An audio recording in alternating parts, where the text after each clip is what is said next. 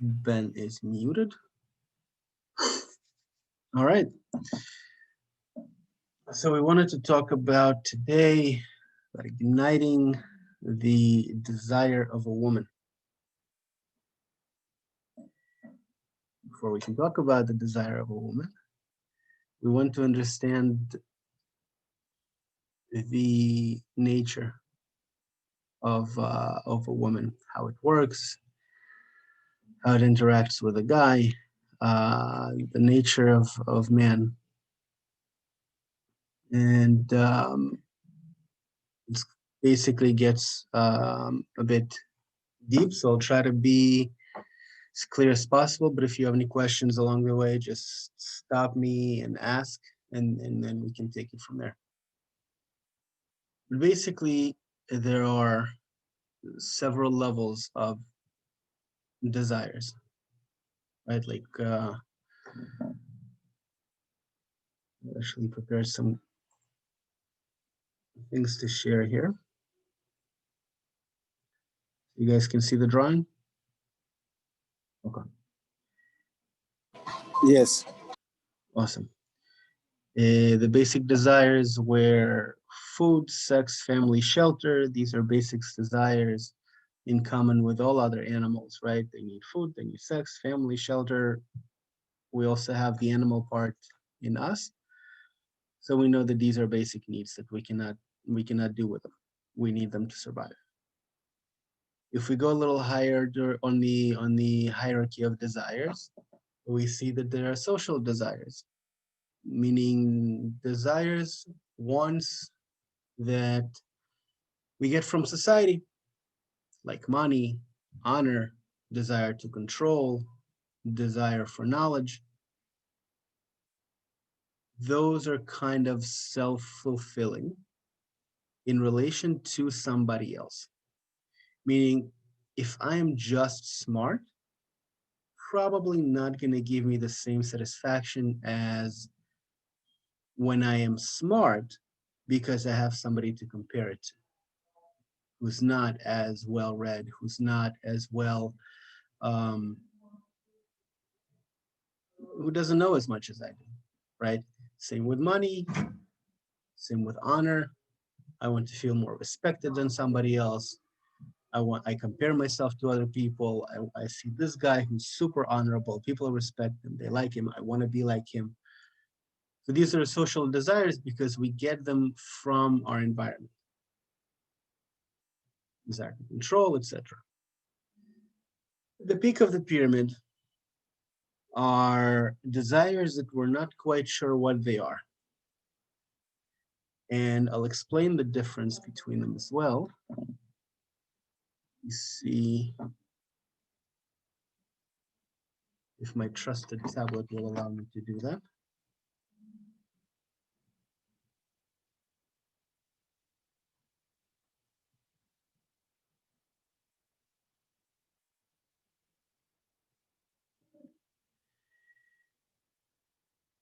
So we basically see that these desires, who who do I compare? Who is the benefactor of these desires?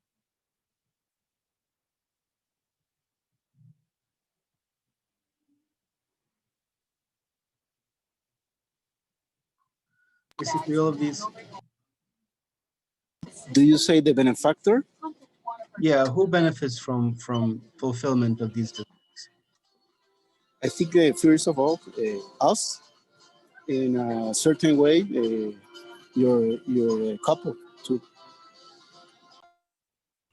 So first of all, it's me. I'm the one who benefit. I have the desire. I need to fulfill it. The desire for money, the desire for honor. Oftentimes, it goes on the account of somebody else because if I compare myself to others when it comes to money, honor, control, and knowledge, then immediately it becomes a game of competition, a game of subduing somebody else to be better than him. These are what we can call them kind of egoistic desires.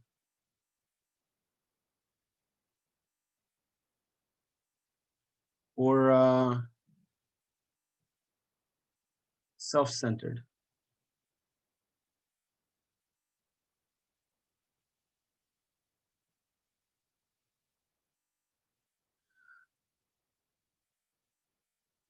Desires are self-centered because I am the focus.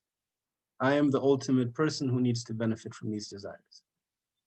Now, here, this is the cause for all the problems that we see in the world also, because the moment the focus is on me, then everything else around me becomes something that can fulfill that desire that exists in me. Immediately, my calculation, the way I view my environment, my surrounding, the people around me, all the opportunities are going through a filter of how can I use it for my benefit. That includes relationships, that includes my kids, that includes everything. If I have a desire for honor and I have children, I want others to see that I have good children. So I have a self-centered benefit to raise good children. Maybe I can even do, I can invest in some classes. I can look at how to be a good parent. Um, Worst case, I can just beat them so that they learn that they need to behave when they're around other people. So that when people look at me, they say, wow, look at your kids. They're so well behaved. You're such a good parent. And that makes me feel good. So satisfy an internal desire. And I arrange my entire life around satisfying that internal desire. Whatever this is above, something that is higher than those basic desires or those social desires, it's basically above me. So I don't know what that is yet. And when we look at the world that we live in, that transition between what we know and between something that we can't quite grasp yet, that spiritual desire, that eternal pleasure, something that is above who I am, that switches the filter of my perception from everything around me, how can it serve me, to something else. And we see that the old model of being a self-centered, healthy person that is self-centered, that uses everything around him as a benefit to himself, that old model is beginning to buckle down on itself. Because as we develop as people, we see that other people develop also, and they don't want to be used. They don't want to be taken advantage of.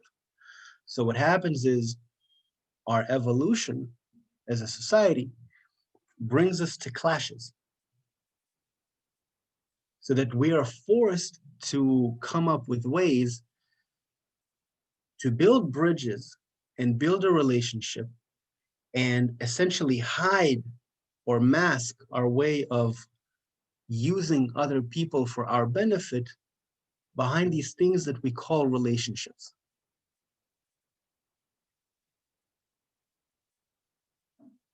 And so when we discover, for example, that somebody has come at us with the wrong intention, that they want to take advantage of us, that we try to protect our ground. We try to stand and we try to um, essentially keep our sense of self intact. And we see this around all forms of relationships between friends and families and within the marriage establishment and parents and children, where both are trying to hold on to that individuality and pull the blanket on themselves instead of getting into the other person's shoes and operating from that unknown, essentially, because I don't know what's beyond me. I don't know that other person. I don't understand the desire of somebody else. And here is where all of the challenges in our life come from. Us not understanding, not even being able to perceive what stands outside of me. What does that person want? What fulfills him? What does he need? Focusing my entire attention on somebody else. And here it requires real work and real self-discipline, something that goes completely against my nature. If I switch to a different picture here, if it will allow me.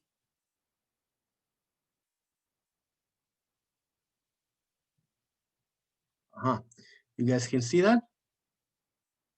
Okay. Our nature is very simple. It's basically composed of a feeling of emptiness, which demands a fulfillment. So if we look at the, cancel out of this. So if we look at the desires for sex, family, food, shelter, it's a sense of lack, meaning I want something that I don't have. My body gets hungry, I need to fill it. The emptiness is a sense of lack. The fulfillment comes in different shapes and forms. Food, sex, family, etc. The same thing with the higher desires. Fulfills a certain need. Problem is, and you guys may have experienced this in your own life, what happens after I am hungry and I actually get to eat? So the first bite, I really enjoy it. So good and delicious. I take another bite, and probably somewhere around the 5th, 10th bite, you're kind of full. And that sandwich or whatever the meal is just doesn't quite taste the same. It doesn't fulfill you anymore like it used to.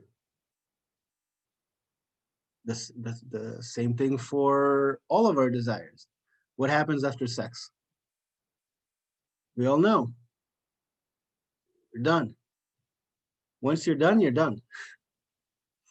There's no all the passion that you had before, all the drive to go and conquer and satisfy and please and be that person who just envelops her and gives her this pleasure.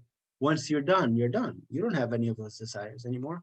So we see here a very interesting mechanism. Because if we look at ourselves as a mechanism, it's very easy to work like that. The mechanism is basically this. The moment I fulfill my desire, I don't want anything anymore. If I don't want anything anymore, then I'm basically as good as dead, right? Because the only thing that doesn't want anything is like a rock or a dead person. So in order to feel alive, I begin to look for things that will fulfill me, that will give me a sense of life again. So it gives me another lack. If we look here at the minus and plus, every time we get a lack, we find a fulfillment. We get another bigger lack, a bigger fulfillment, a bigger lack, a bigger fulfillment. And like junkies, this drug essentially that our body is all chemicals, has us running after pleasures that just takes us up and down the roller coaster of life and up and down, focusing our attention on what can fulfill me next. And this is true for men and women because that basic desire, that basic mechanism of people, it works the same way for everybody.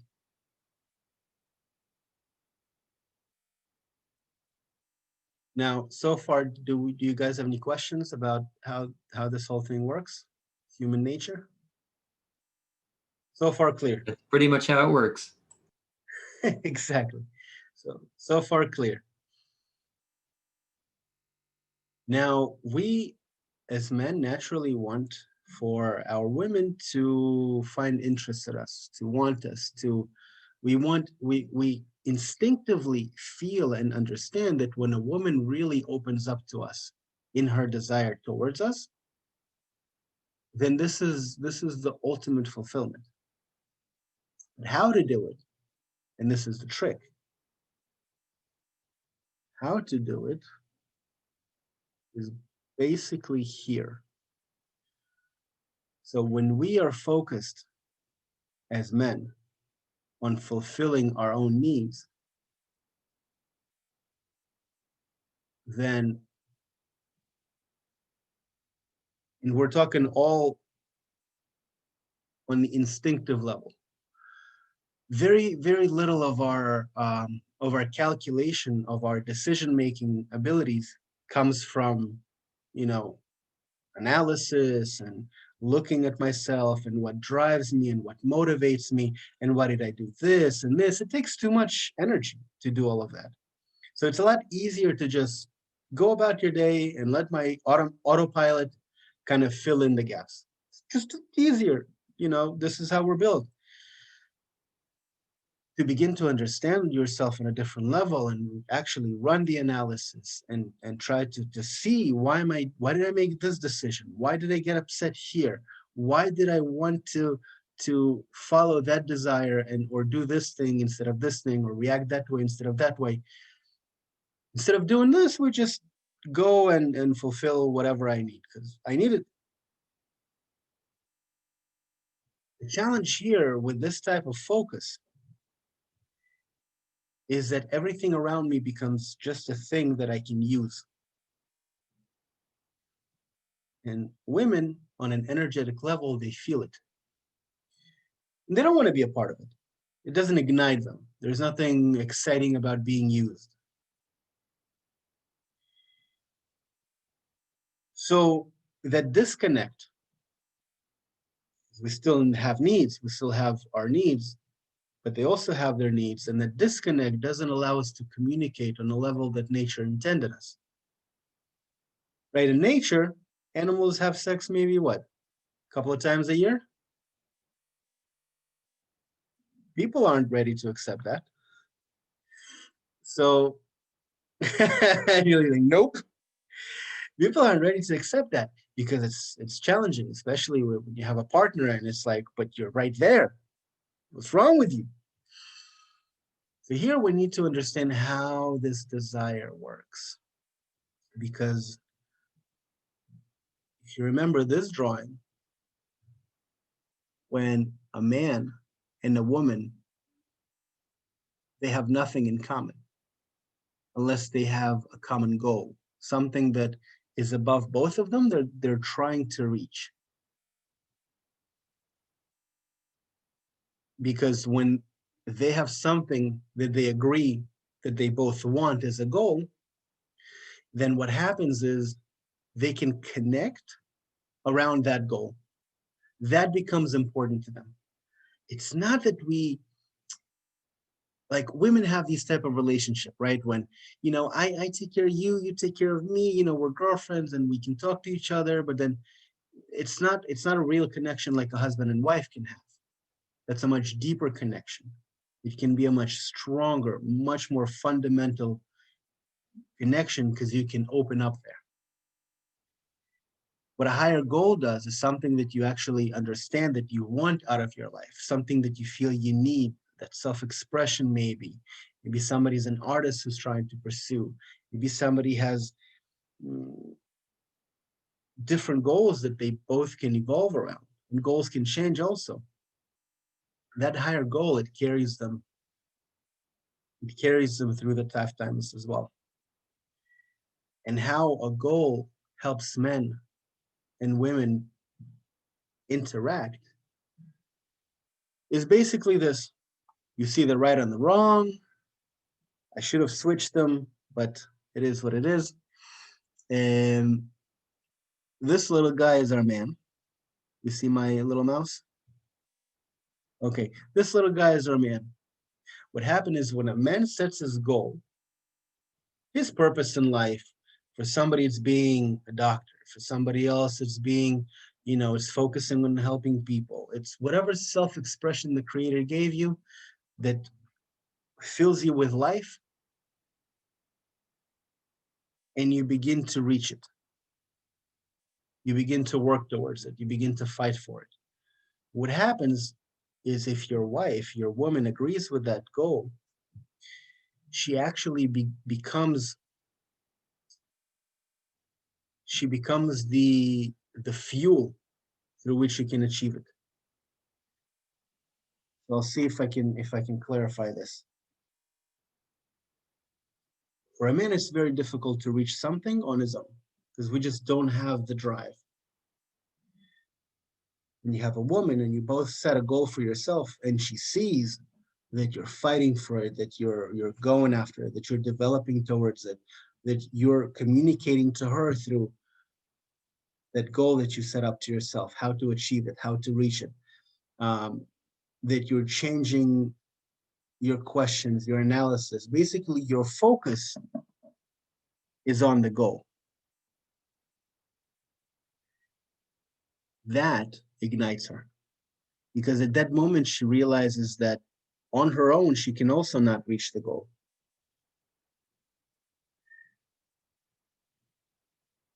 And in her elevating you and pushing you and encouraging you and becoming a part of you,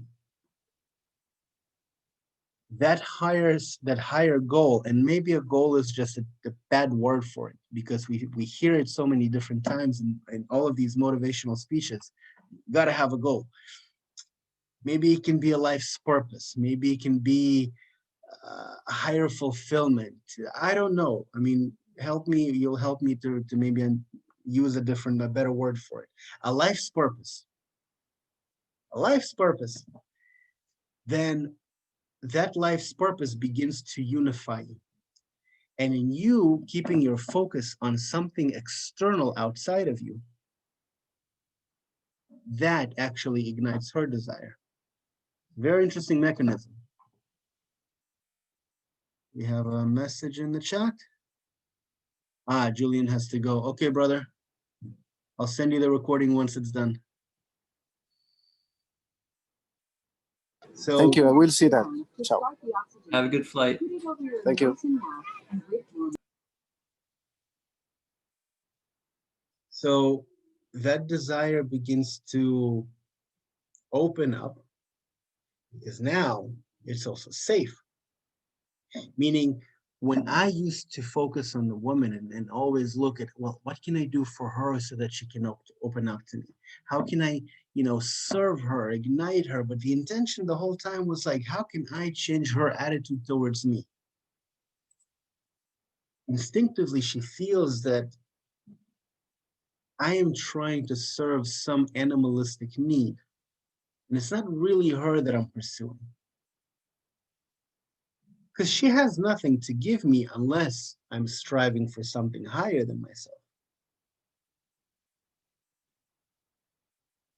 And that's where you can see the little wrong part. What do I do? Little wrong part is when we focus on the woman, she kind of shuts down. I don't know if you guys see these National Geographic documentaries where there's like a little seaweed plant or flower or whatever that the moment you touch it, it just kind of pulls into its little cocoon or whatever. It's all beautiful and flowery, and then the moment a fish swims by, it just hides. We feel it kind of from women as well, that they're beautiful and they're swimming in there, and then the moment somebody is like, oh, beautiful, she's like, nope, you don't get it. So that's it. It's really like it's our correction is meant to always figure out what is our purpose of life, what is our higher fulfillment, where is it that we can kind of find our place in the world, and essentially latch ourselves there, because along with us, the woman part in us, the female, the wife, joins us, and then we can really become one, only in relation to something that is higher than both of us. So let's stop the sharing for now and go to see if you guys have any questions. Yeah, I've got So the desire for life's purpose can come from the male or the female, right? Yeah. Right? It can come. So basically, if a man focuses on his life purpose, the if you're patient, the correct partner will be in the vicinity, correct? Say it Because again. do you just so if you're focused on your life's purpose, you need support. You need that female, right? Mm-hmm. So it's not like you could just go pick up a girl and convince her on your life's purpose, at the bar, like, hey, this is my purpose. You want to do it? No, right? So you have to kind of be patient, and more or less this female, once she's in your vicinity, then you can possibly, you know, I don't know how that would happen, but I'm saying like either So you, I get your question. Because everything energetically is so connected, what happens is when you're hungry, you don't wait for a partner to be there to serve you food, right? You go out and whatever it takes, you do it because you have a need. And, and when there is a higher need that awakens in us, then we have to begin to take action towards it, search it out, find how we fit in it, clarify it for ourselves, because then we begin to change in relation to this higher goal. It's not clear yet, but I'm working on clarifying it. And in the process of clarification, right, in the case that I'm single, for example, in the process of clarification and that change and that internal inner growth that happens in a man, he naturally attracts the woman that is suitable for that. that is what I meant. You attract the one that's suitable for the life's purpose, for that so-called goal, right? And so does she. She has this life's purpose, right? There's been strong females in society in the world, and they need that man that has that shares that vision per se. Because other than that, if I'm just like you said, the other picture is just for my basic needs. If I just need some sex, man, I can go to the club. It's Sure. nothing. There's no goal there. The goal is just to fulfill the basic needs and then go home. I don't want you to stay here. There's nothing. I'm good for another week or 2 weeks or whatever that is. Or 2 days or whatever. You don't know your urges. It's a high. So we're shooting for more pleasure, right? We are shooting for more pleasure. We are always shooting for more pleasure. What we're trying to do is we're trying to switch our definition of what pleasure is. Because if we're doing, let me check the drawing. Because if we're looking at pleasure, so if we're looking at this pyramid right here, right? The reason the world is in a state of depression right now, and I mean, I just found out my 6-year-old dad has depression. Like it's just so common with everyone around that people, it's sometimes hard to spot because it became the norm that where you have a gaping hole inside that you need to fill, and yet nothing you do can fill it.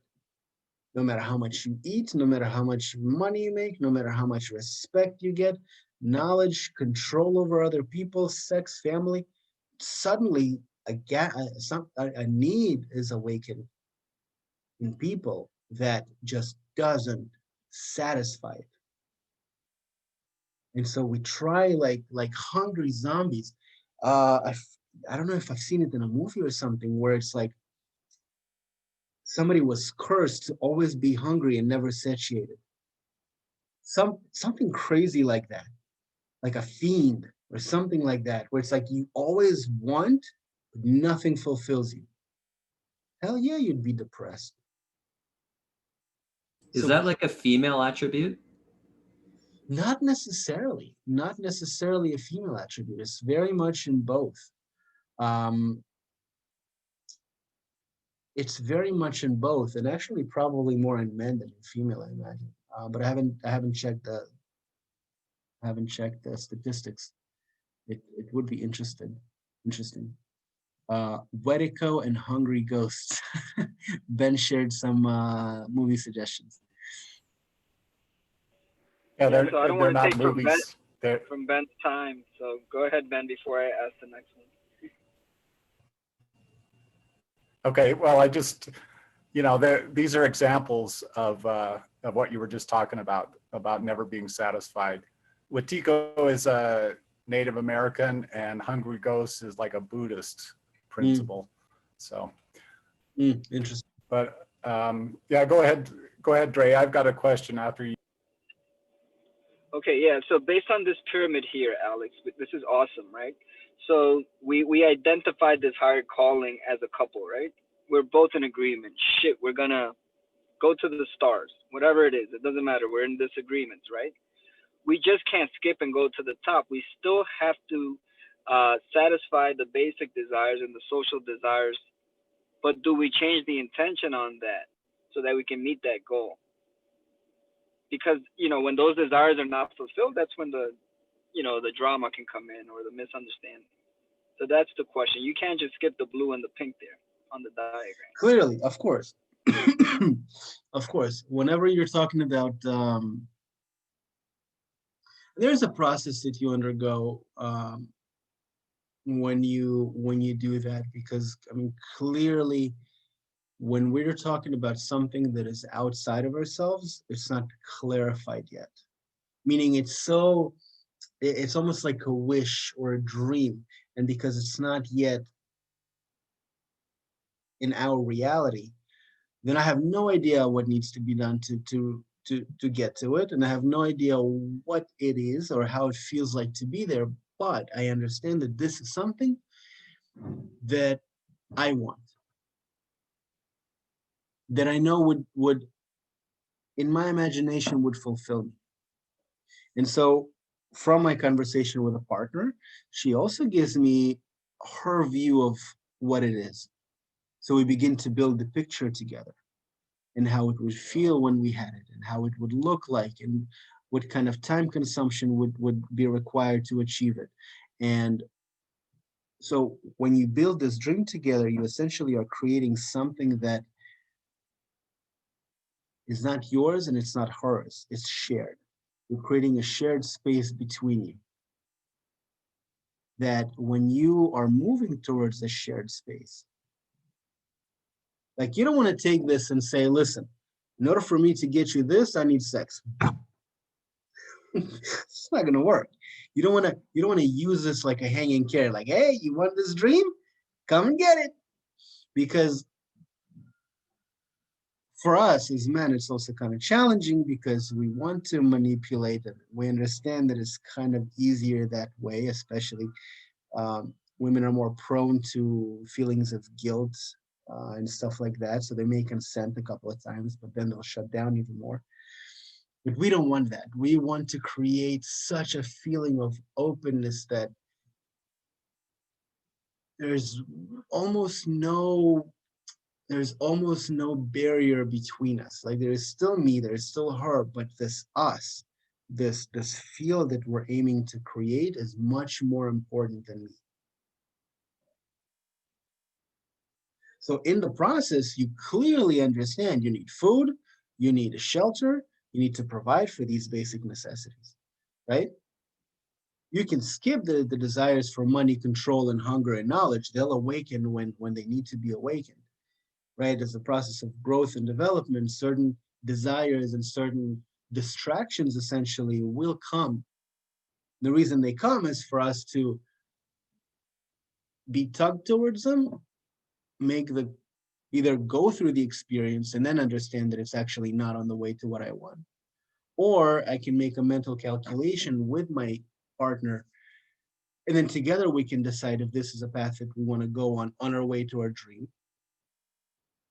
But this dream, when we use it as a working mechanism, as a living and breathing mechanism, and we begin to kind of dissect it and plug into it our ideas and our energy and our we don't do it once, like it's a working progress. So we meet on a regular basis and we analyze it and what happens and what we want to happen. You're essentially flowing together, right? Through whatever life gives you to that end result. And this end result may change a million times in the process, but it's not the point because you're doing it together. So can the woman feel that thing at the top more or something? Like, is she gonna help compass to that? Because I, you know, like, what's the deal? What, you know, Good question. how do you know which way to go? I guess That's both a of you. very good question. The way you know where to go is when you both agree on it. So you may have your own vision and she may have her own vision. And when you create this space where both of you are there, then this is the vision that you want to go towards. And sometimes you'll be convinced that you need to do something else and you need to go out and try it. And then bring the failure back and say, listen, I've learned, I made a mistake or whatever it is. But essentially, you always want to get back to that space of us where you both are.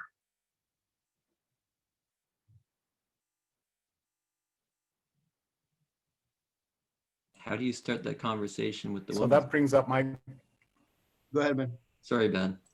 that brings up my question, which is, if you don't share a common vision, is the relationship over?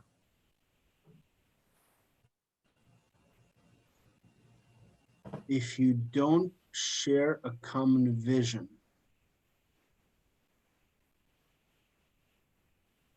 I guess I could give an Well, example. So, yes, please.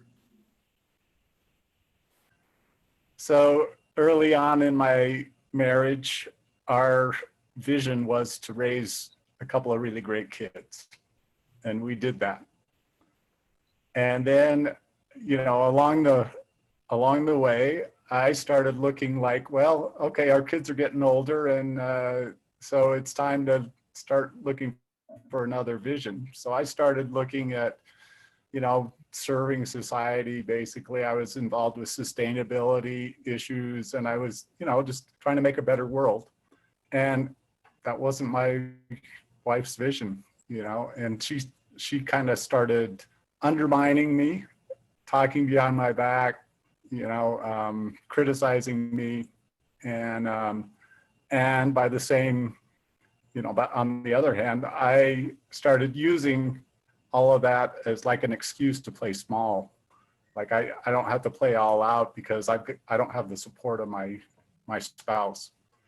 So it's like, we got to a point where we had different visions. It seemed like, anyway.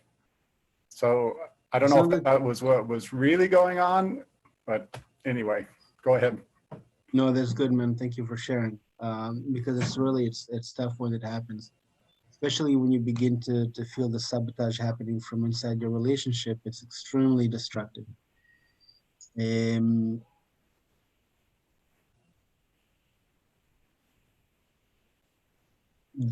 Did you spend time in discussing those goals and dreams? No, I mean, but I always just thought it was obvious. Like, yeah, I get really excited about this stuff, but I didn't really, and I knew that she got excited about different things, but we never really sat down and talked about it and said, okay, we need to create a shared vision if we're going to keep going forward. We just kind of let it play out how it played out. It's challenging because there's a lot of things at play.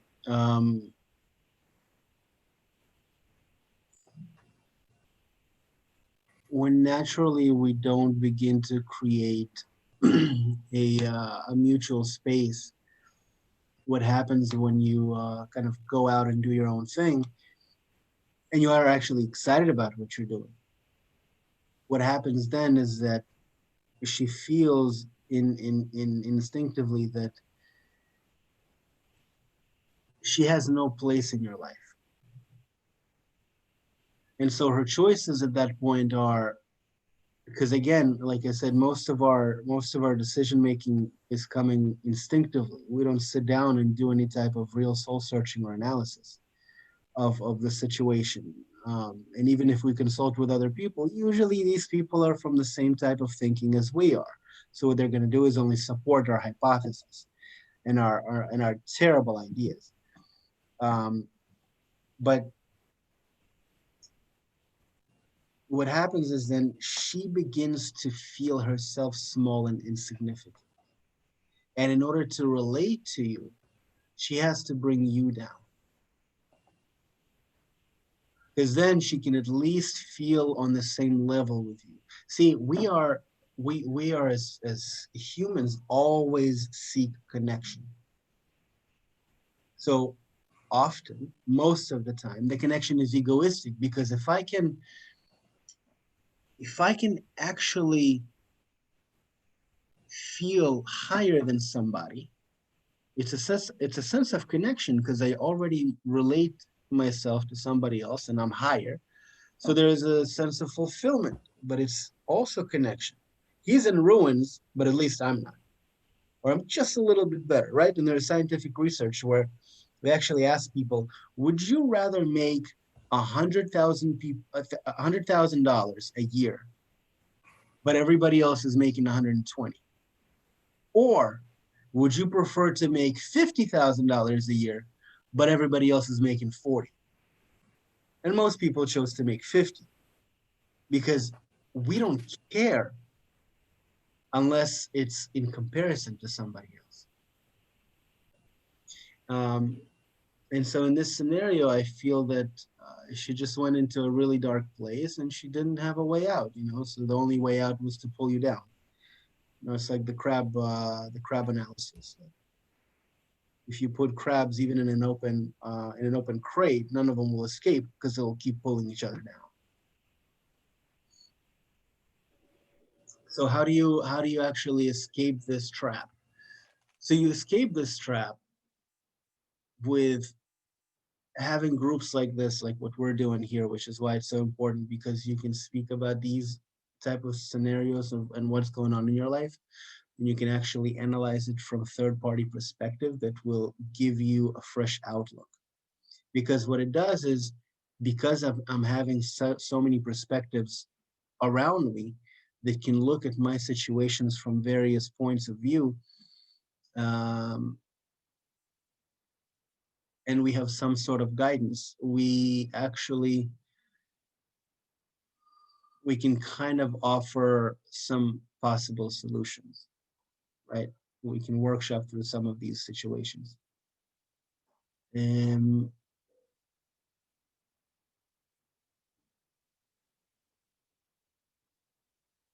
I have an uncomfortable question, like what Ben is talking about, because I'm a parent as well, right? So if you think about it, let's say as a man, clarifying your vision and your purpose, you don't really know yet, right? Like you said, it's kind of gray and whatever, right? But ultimately, Ben was always going to serve others. He probably wasn't in tune with that at some point, right? So let's say, for example, I had an awakening, and my purpose was find clean water for Africa, right? For example, that is like an ultimate purpose, serving others, blah, blah, blah. And along the line, you meet a woman, and then maybe your focus shifts to giving her a family now, right? Ultimately, you gotta feed these people, and get this water to Africa, right? Because your wells can die, your kids can go away. So, at what part are we just doing it to fulfill her, at the expense, sometimes putting our vision to the side just to fulfill her? Is that a mistake that we make? Does that make sense? It's a little uncomfortable. Like, hey, I'll leave Yes. Africa. I'll leave them with dirty water just so I can give her the kids and we're good. Because it's a good feeling to have a family. It's a beautiful one. It's also a good feeling to clean water in Africa, isn't it? Right? So Because you're giving these people clean water. They're looking at you like God. You can go around telling all of these people around you, man, I just gave Africa some clean water. That definitely feels good. Maybe even better than having a family and a bunch of rugrats that are running around. I can tell you, that's a dream right there. So the question is, I didn't just make that up, because really a lot of people do that. It's like, listen, I have a higher purpose. It's going to come on the expense of the family, but it's a higher purpose. Look, we are responsible for those who we take responsibility for. So we are responsible for those who we take responsibility for. That's why I don't allow animals in my house. Right? If I have a dog in my house, guess whose responsibility it is? Even if my kids promise up and down the street that dad will take care of it, the moment they don't, who's responsible for that being? I am, right? God forbid I get attached to it and then I have to walk it every day in the snow. Who needs that? So the same thing with my kids and my wife. I'm responsible for those who I take responsibility over. And what that means is, if my goal is important to me and I want to dedicate as much time as possible to it, that means that my base has to be taken care of as efficiently as possible to allow me the extra time to be spent fulfilling my goal. But I can never neglect my base, because then it goes against the very nature of our being. Like, we don't understand how our subconscious works. It will never allow us to do something against ourselves. The moment we begin to invest outside more than we invest inside, you're taking away from your foundation and taking that weight up top. What's going to happen to that building? It's going to crumble on your head. May take a year or two, but it's going to crumble. And then you're going to have no family and no dream, and you're going to be super depressed and want to kill yourself sitting in your mama's basement. So as men, we understand that what we're building are pyramids with a heavy base and a small tip. That everything we take responsibility over has to be fulfilled. And whatever time is left after that, we dedicate to what's necessary. And we don't save the world externally. What that means is, the whole no good deed goes unpunished, because there are no good deeds. Like, there's nothing that we do that is actually for somebody else. Like, it doesn't exist. It just doesn't. So if everything I do is essentially to serve myself, then I at least want to know about it. Like, what do I get out of it? And then if I get nothing out of it, then that's a true awesome action, especially if it's somebody who's within your realm of responsibility. So clearly you're not going to go to a homeless on the street and build him a house. There are too many homeless people on the street. Can't build everybody a house. And how is it going to impact the whole world? Like, why are you doing this for? It's going to have a house, and there's too many different calculations to go into. But so the more you essentially influence those around you, and you build this network of connection around you, the more this goal that is super unclear and super unfocused begins to guide you towards it.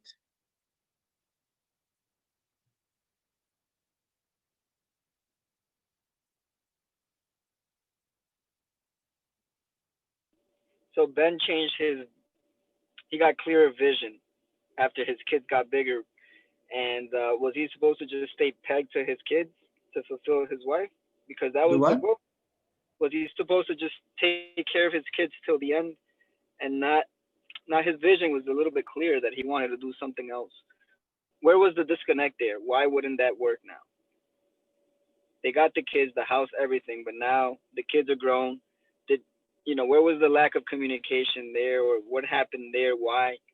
If Ben wanted to pursue something else and didn't have the support, was he supposed to not pursue that in order to continue taking care of the kids, even though they were older? Because they had an agreement.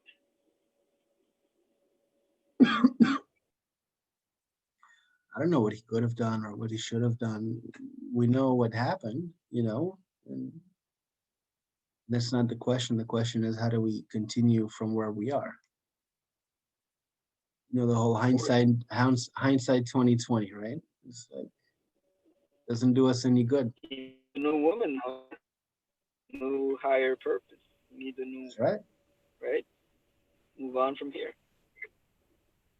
Now that's scary. Yeah, as I look back, it was, we just didn't have a shared, there was no overlap between our visions. There was not a common space, and we didn't create that. It's like we didn't come together and create that together. So, but yeah, that does leave the question, like, well, now what? And I guess it's just back to the beginning again, of pursue my purpose and attract, so is it like hope? Is it just like, well, I hope some woman shows up, or is there something more proactive that I can do That's awesome. That's a good to question. attract that woman who would support that dream? For sure.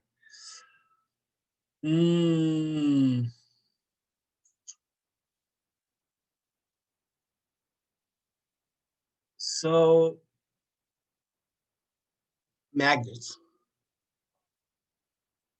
Magnets have an interesting property that they can either attract or repel, right? Other magnets. What I mean by that is that we can't actually do anything to attract to us what we really want if our magnet isn't designed in a way that it can attract that. So for example, I'll try to make it more clear. If I am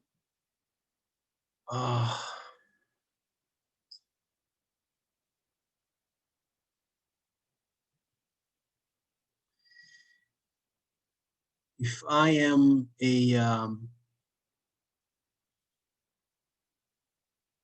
it's a lot to do with mindset, right? But let's say if somebody is raised in a criminal environment where crime is rampant and they only know the criminal lifestyle. Sorry, just 1 second.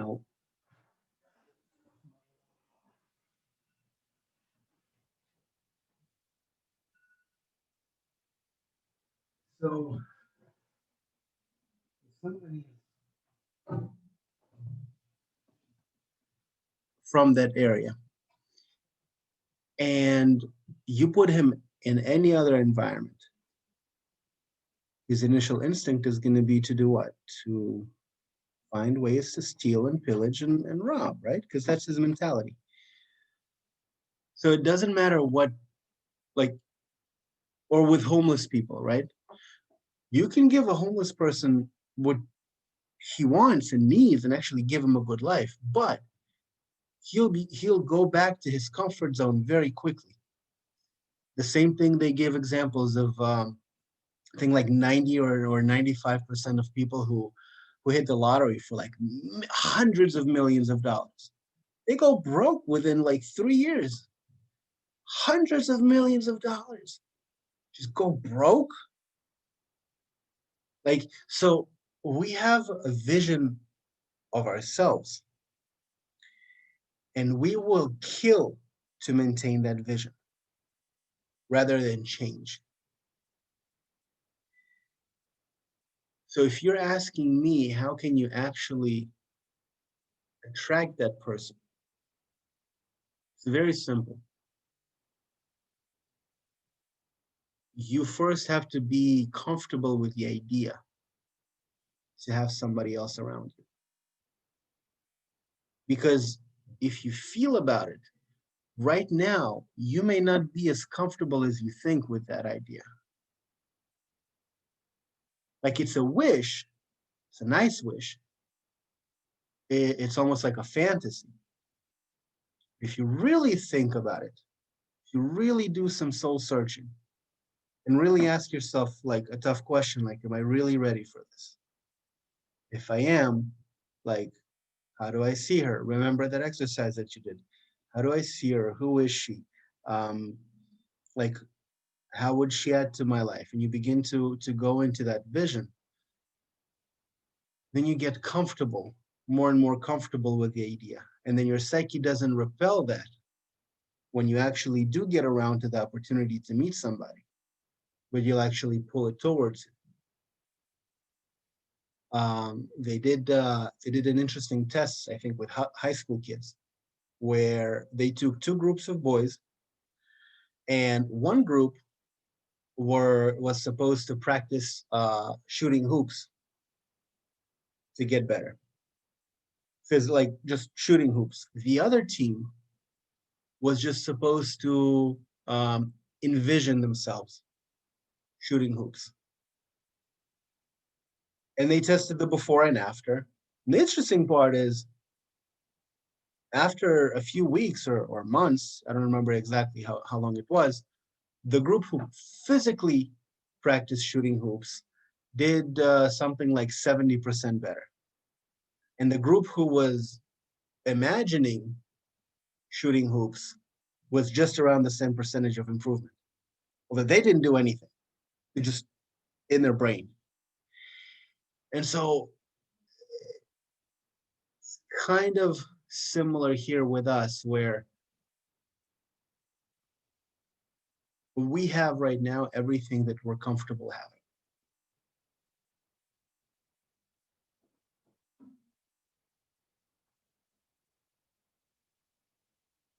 You guys think?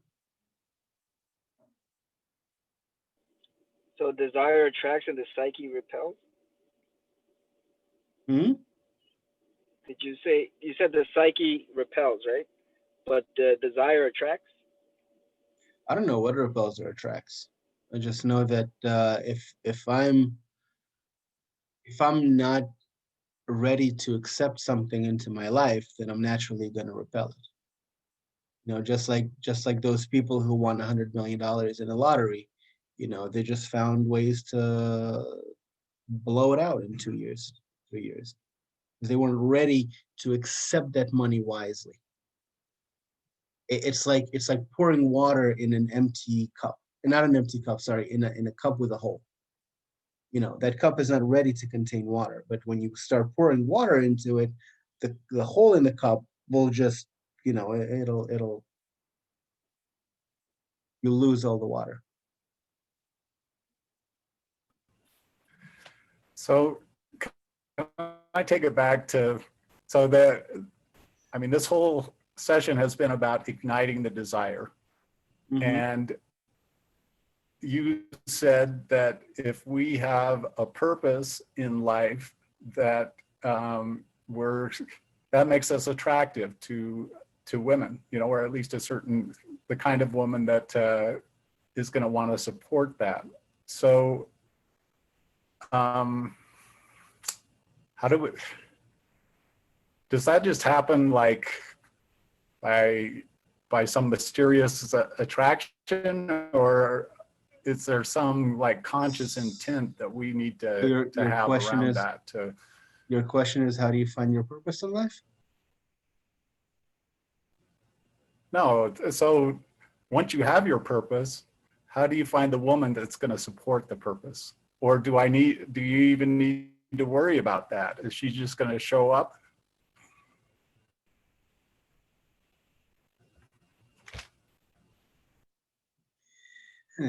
It's mystical and magical how it happens. Um, because if you think about it, most good things that you got in your life, they kind of just happen.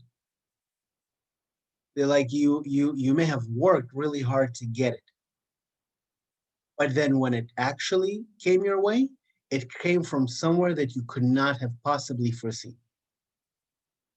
Can you guys relate to that? So Yeah. the moment you were ready for something, you said, you know what, I need it. It just magically appeared, but out of somewhere that you couldn't plan for it. So our job is, when we're talking about like if you're in a relationship, two scenarios. If you're married and you're in a relationship and you want to ignite the desire of your woman towards you, well, how can she be ignited in her desire to you if you're dead? If you yourself aren't ignited? If you were just like, God, let this day be over with so that I can get by the next day. What is she going to be attracted to? This dud who's just sitting there like trying to just kill another day? Like, what's exciting about this guy? But when you have a goal and you're actually like your eyes are burning, you're super just driven, right? You have a purpose in life. It's attractive, right? You're not just looking for things to fulfill you, to fill you, to just let me plug this deficiency with another something, with another movie or another, you know, sandwich or another whatever, Facebook tweet post reading, binging, whatever. What's the new thing these days? Binge, right? Binge watching, binge eating, binge, just binge, binge, binge, binge, binge, just to not feel anything.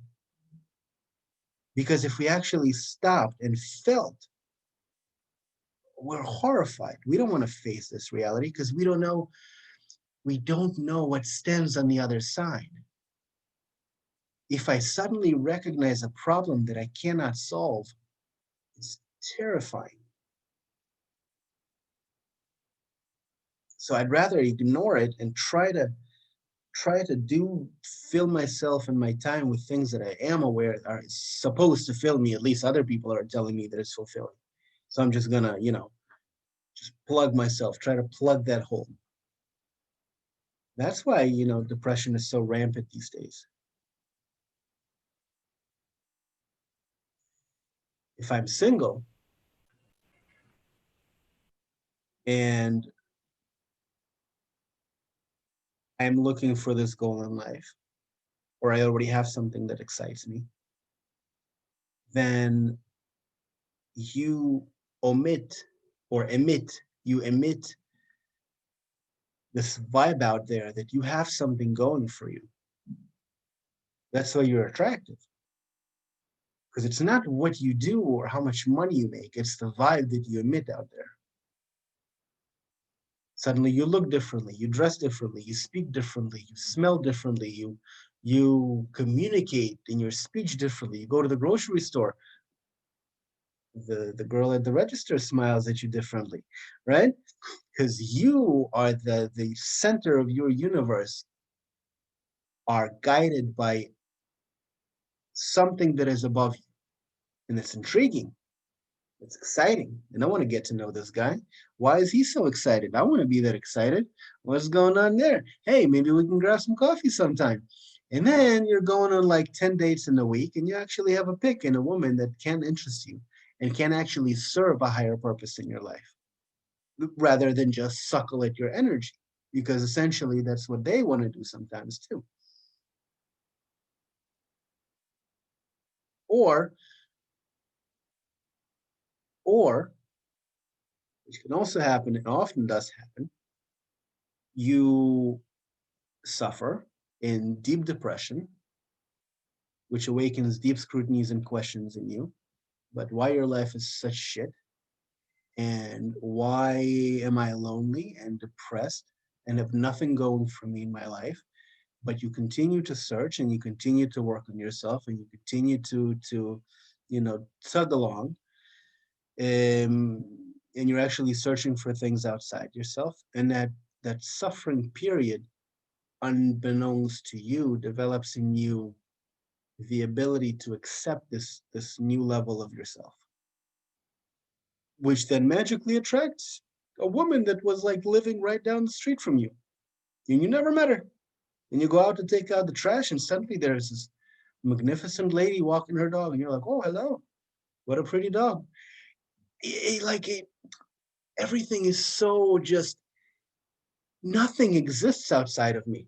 It's like almost, this whole Matrix thing is like, it's just all a cartoon living itself. And all that's required is that inner growth, inner search, inner yearning to develop, to find itself, to kind of experience things, to suffer. Suffering is great. Suffering is beautiful, because only through suffering can I suddenly appreciate something.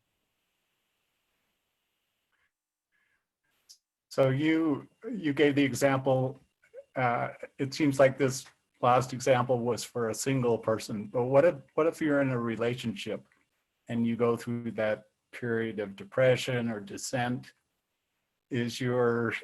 How does that work with your significant other? Do they hang out with you through that or support you through that, or what? You're asking me a tough question that I can't really answer.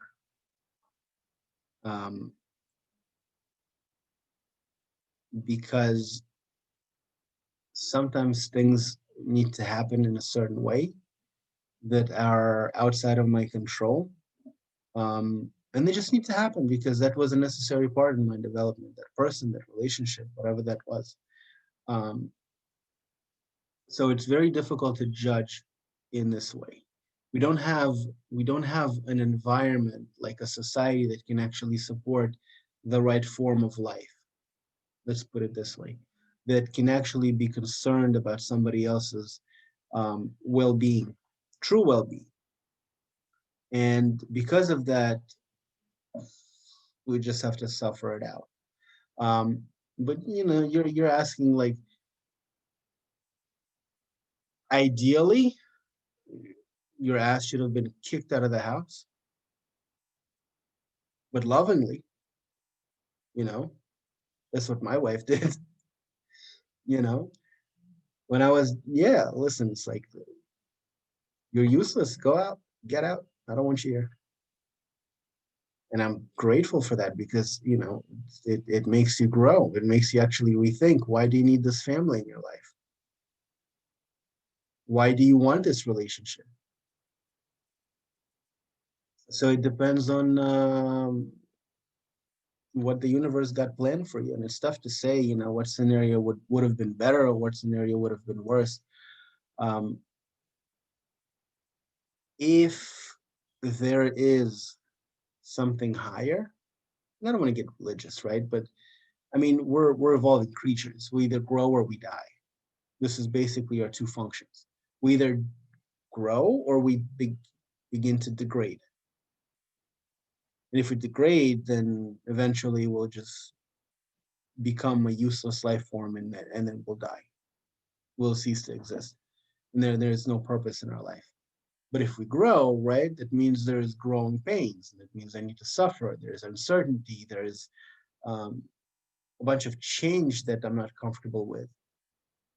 And here it depends on what is my environment, who are the people who are supporting me through this, who am I surrounded myself with, what kind of information, what am I reading, what am I watching? Is it facilitating towards my growth, or is it just plugging in that hole that I feel? Just a bunch of different states, right?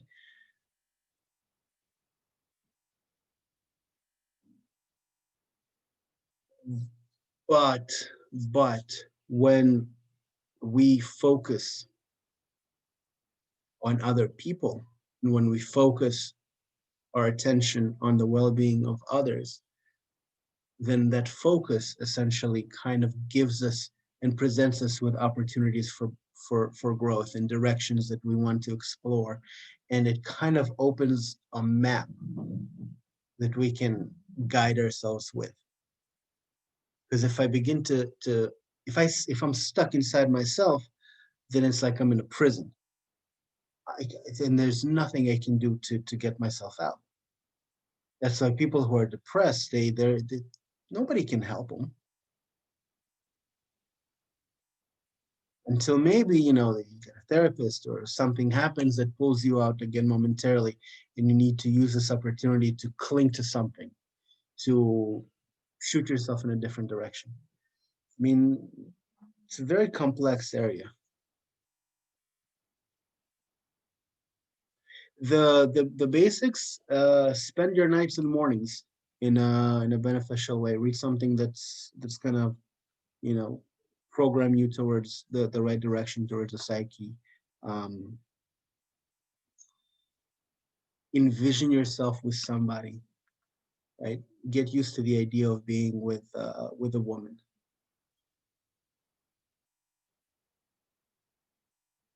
Talk to this invisible being about anything and everything, If everything is energy, then we need to do a little bit more searching. Ooh, that was a heavy session, man. That was good. I really appreciate it. Thanks, Alex. Sorry to be so heavy, but No. It's not you. Real. No, it's not you. I was just feeling like Yeah. not because the questions are heavy, but just the topic itself, It's a very complex yet beautiful process of evolution, I think. Ben's question was excellent. It really, I was very interested in how that was answered. And I also, talking about this support, I'm really sorry that I know the other guys will be watching it, and that's great. But man, I wish they were here. I really do. Like, this is really deep stuff, and it would have been great to have them.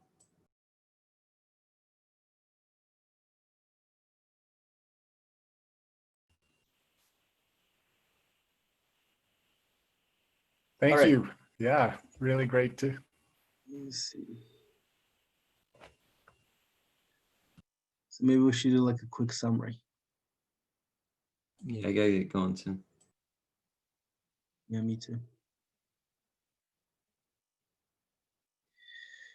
Okay, so just a quick summary. The evolution of desires, right? Basic animal desires, food, sex, family, shelter. Social desires influenced by society, money, honor, control, and knowledge. And then there's something that we quite don't know that is like it's calling to us, forcing us to grow. It's like nature is kicking our ass from below or pulling us from the front, but we cannot stand still. The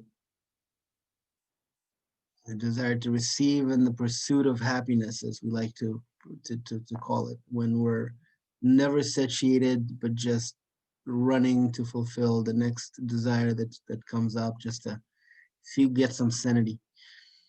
It's kind of like the loop we're stuck in, and we don't quite know how to get out of it. And women don't dig that. And women don't dig that. Nobody digs that. This is a black hole, never-ending black hole. Loser. Loserville. And the way for self-actualization and igniting fire in your marriage or your relationship or to attract the right mate is by focusing on a goal that is outside of you, that will actually in pursuit of it will make us shape us in the right form that is really ready and willing to accept that. All right, guys, thank you very much. I appreciate your time. What do you think should be our focus for next lesson? Go deeper into this? How to get ready for her. Huh? Because how to get ready for her. You don't want to repel her when she shows up in your doorstep, Or how, right? I don't know.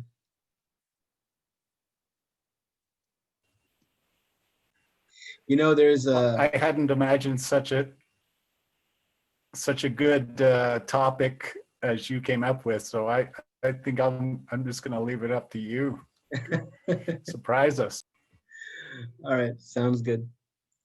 All right, guys, thank you very much. Thanks, Alex. See ya. See you guys. See you soon. Thanks again.